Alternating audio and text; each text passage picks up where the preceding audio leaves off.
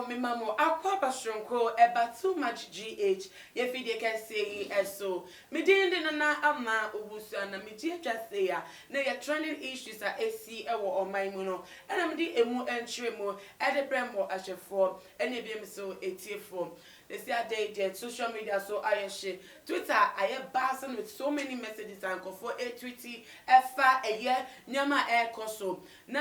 story apa and now so man for a buzz all over social media eye enyom to nia wagene din pa ka afrobeat wobomode e wo pa and di ngasa eye Kelvin Brown ebiem so no stage name our accept and our adoptive for the programs ni bibia na nyom to ni career mu no eye Kelvin Boy. Na Kelvin Boy no ashase no ba industry no emu no na wone Stone Boy and nam Bim Nation is signing up for the first musical week to say I coming out no honor na was share. Now about out no who say we releasing more songs under Stone Boy. Nan so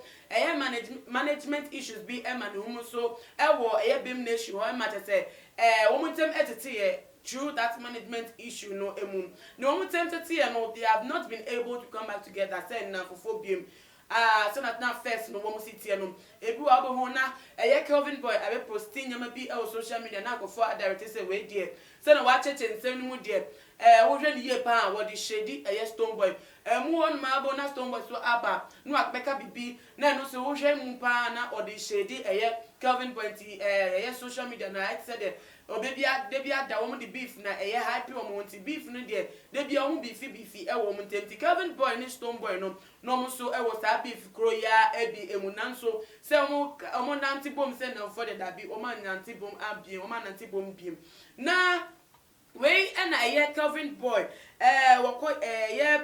Ejumekuo bi inviting for omo luncheon say omo artist obedi ejinemu ama luncheon ejumekuo ni edi Electro Ghana Limited Ashama branch no na no na obo no mode ekopie mu ewo dwumedie no ase entebre dwumedie no ekoso atese wo cheche na dwumedie anka ese nkome wo no oye wo honom no eho na ye emrantie bi awom ye Ashama nkofo ni bi ombowura bebi a program no ekoso na ebusafo esemani ensem ka che ye nkohwe video we ye ba ye de to aso no e de be mamu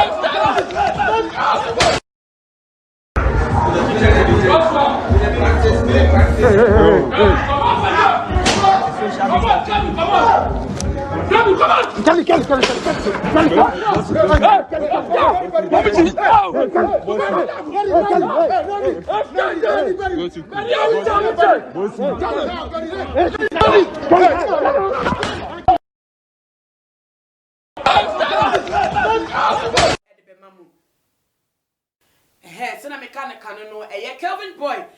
program I still copy Electro Ghana Limited Ashama branch launching na bra wo di na dwumadie e wo hono no na mrante no ebobra wa te se asotro de odi bi e wo ne so e wo ho na ebusafo benifo ka asem bi se asotro mienu emani hahan utum sa brante no ye bro no krasensa ama aye no adasata to hu bebi a wo fa ensem na bebre eni to dan ye no social media eno bepie mu e wo ho eno nti wo be church ne nsem mu e wo social media e wo ho no we efi the first Twitter what they eba you say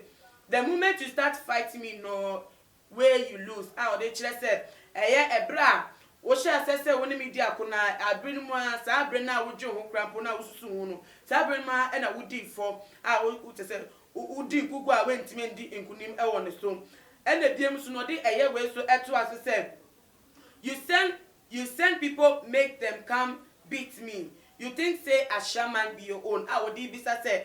now what ma say go for emra no mebo me. Now they a shaman no would ya na a shaman no wo and as I say wo emu nipa emu edan ekwan ye twa wo nya na wo da na tese wo di na that's one na otimu say na bufo ene oya mu na wo de ekasa na ebusia for the way I would in tweet no ebe to dwa no Ghana for patches and as social media users for chema say wo patches say Stone Boy ne former boss no Stone Boy and high nkofo say wo mumla no make us say disruption e wo show na call asie no mono say na be ye nim gwase e dem na say sign of warning to him now so dey tia wo mo ba wo be bo no and say the oye Stone Boy ntia e man ba wo be bo no dey kwankyere mu ankyere e Ghana form now we say na ni tweet no e ba ya nkofo so ka say say Ghana ha yenim say ye ka ni ma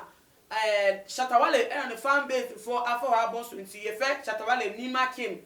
It is also na a shaman, a Stone Boy, when you were creating the fan base, what is I hate it, crap, one or not tip, and now for honor or discover the musical career, the talent, one enough for the brain, the fan base, the brain, and to say Yakobunum, a Kelvin Boy, no ever shaman, as I will tweet it said.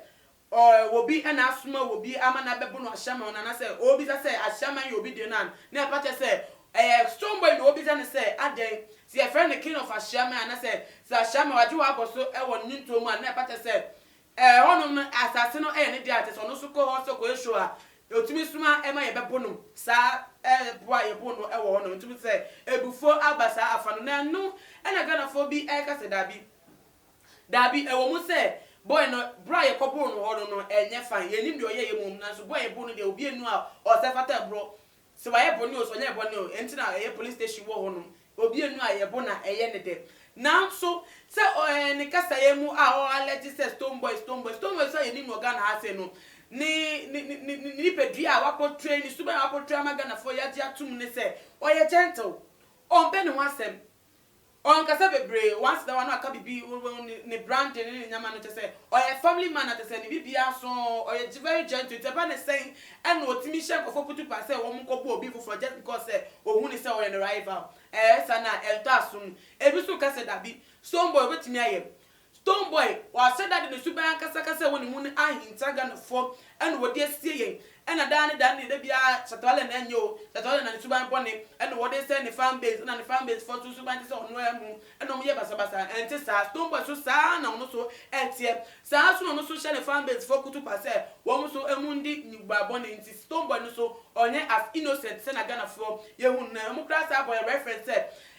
si enim Stone Boy ye grandpa yen ko VGMA 2019 dia no obi o agent won pe no asem den na oba stage so a uma bodyguard odi wachi ekra etuo se in case BBC a odi bebo amate se ukra se nya kukudo a oni se nipa bebre Ghana fo bodom pe me share what so mu juo mani of VJ me ase o se yi etuo e de kire obi so na wonim se ebe man kofo no mo ho na abowu obi enu ope owo obi enu ana ni ti owu a obetena ahwe se owu mefa no na onim se obi abedwane na wo ma kwan eyi se etuo no e wo stage so tenu kire se Stonebwoy ni suban enye fefefe se na Ghana fo ni bi no esusu no na reaction siri de bebre na aba ebi ka se Kelvin Boy ye nsempika keke obi aboa na chese obi na she ne putu paso obi aboa na nsempika keke na aba na no ka o de good Stonebwoy mu fin just because on so ohun Stonebwoy as the rival. Now here are some of the reactions that about up so far ever since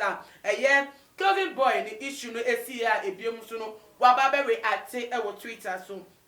where if he periku or say do you think he even have your time or bisa say Master Kelvin Boy wo na hu say Stonebwoy or dream one say wo fa no na wo Stonebwoy every no or the mouth one way did stardom we dru baby or person won ru mu okọ still na okọ na wo en fa pa na wo gina Stonebwoy be dwe won amate so best man ko for say wo mmebo nti o party say Stonebwoy je adaje pa e say adaje ye no oni bi edema Kelvin Boy nti won to na adwemu kra we so if Justin Glorious say you will see more than this we so there what you say ono so ensebie ne hi ono so ensebie ne hi ba say baba afi kra na obehu de chinse afi e no obehu de chinse nti Kelvin Boy no odentrene and de command say on stage pa na enche obehu de ebro obehu no so de dada no ashiwu as pass e dia ode about say one God can never do that. I can't believe you. Or no so who say Stonebwoy won't mean do such money that won't mean show be embo pa da say obi nko bo bi da such money there wo the tag na enye adwuma enka no ho kra enye ne brand won't mean go ne brand ho fisa enti onjin dida onjin tum say Stonebwoy and the sumama enkofo ekobo Kelvin Boy ewo Ashaman Electro Ghana Limited launching Ashaman branch no launching no we so if you get strong no dia what about say it's not true guys or say enye no pre my nj entum Bismarck so dia what about say make Stonebwoy commerce for there Apache one leg we so the beef in strong one extending him on waba out all out on Stonebwoy obeyano achechemu achenisemu o say Stonebwoy Apache nkwa na unu tu de hu Apache e was African for say bia no ya o mami to aswe Celia so edia wode about say Stonebwoy don't have time for this useless boy ono so ni say Stonebwoy any other just Edema Kelvin Boy me fa Peter so edia be pemu wa say Kelvin Boy is a foolish he goat for saying that or say abrante to say omu no ho sa omu no ho say o be kan asem asa da koto king of Ashaman Stonebwoy one God so umu back say I mean for Justin Stealth so there about say Kelvin Boy is mad Don P so say Kelvin don't think so cause there is what is called fan base or say Kelvin men rings you will be a friend of fan base you will be a friend of form supporting of what say one may a cage in a mudia man for we will grappa Nikakuna or did this or more common Caponia aware of what is happening now or omoko and say no any necessarily say what better I Stonebwoy so one was movie e was baba say omo and omo pe wasem and omo be so be hu enu ti no mo attack e wo show no ase should be about say look at this ungrateful boy ono so me say Stonebwoy and sorry Kelvin Boy no onyaye bako say me fa be your hamad about say you not see anything yet you go on like the way you are talking and running your mouth like that very soon that mouth of yours will be cut off I go for both Kelvin Boy dey pan what dey yam it was for many comments no ever see her now so pomodia now so what dear what chim madua warfare and same way and Kelvin Boy so the allegations of the abetuja ever Stonebwoy the fact so too much gh comment section na DM so the following your IG page at too much gh _ bidin de na ama owusa me de besi ai ne nyame adoma be san edin hyemu bi makram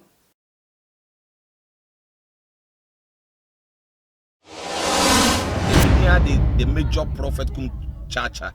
On say me catch was say bomoden na hwe too much GH. On say me kan ye nyene bone pa na kase ye pe wo wiase ya asondin. Asondin ti na Adam wo hu nyame ye no nyam no. Wo hu ne ma bi a wo hwehwehwehwe e wo other place ni ade. Kat won na bomoden na be hwe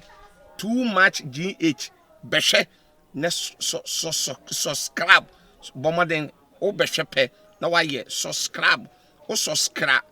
subscribe na subscribe na o subscribe a na wo benya ne ma pe a wo pe ne ma papa a wo pe ahwe nyame hira